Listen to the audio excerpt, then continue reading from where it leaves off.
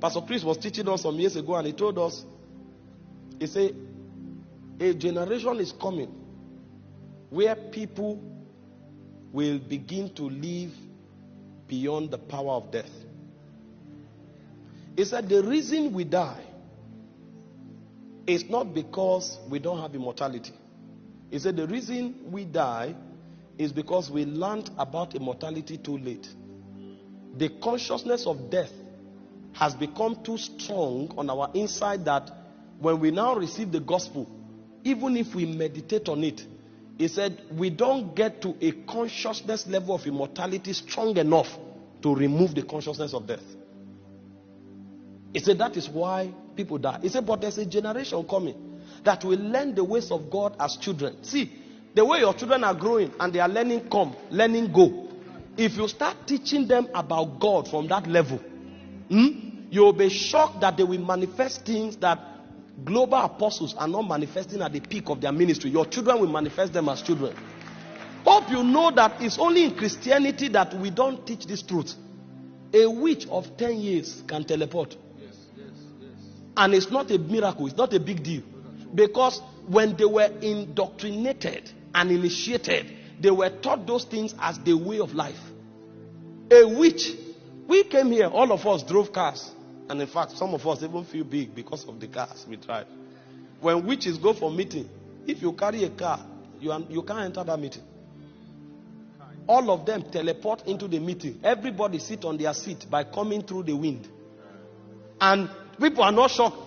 If I appear on this altar, trust me, 99% of us in this hall, we run. We will run out of this one and say, oh, this man is a witch. In fact, we are so fallen that any supernatural dimension we see, we call it a witch.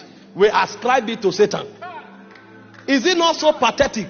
If anybody does anything supernatural, I say, no, that is a witch. Oh, that's a witch. Because subconsciously and subliminally, we think that they are the ones who have power.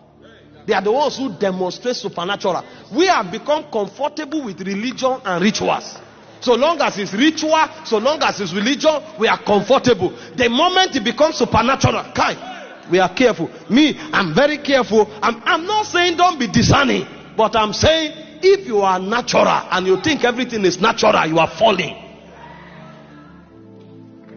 If I appeared on this altar here, it will be a national news. You will see it everywhere. Christians, it will become a debate. You will see theologians sit down and some will be arguing for, others will be arguing against, and the argument will last till the end of this year. Because we don't know what we have. We don't know what we have. We don't know who we are. How can a doctor be struggling in the hospital? When drugs can't work, speak. Your walls are balm in Gilead. How can an engineer be confused? When the laws of physics fail, bring the laws of the supernatural. How can a businessman fail? When the principles of economics don't work, enter into your realm and download wisdom. Even the earth was created by the wisdom of God. How can your kiosk fail? But we don't know what we have. And this is the unfortunate thing. And when we say Christianity is about people and building, we are building cathedrals. There's nothing wrong having a building where people gather. This is a building. But if our glory is in the ecstasies, then we are falling.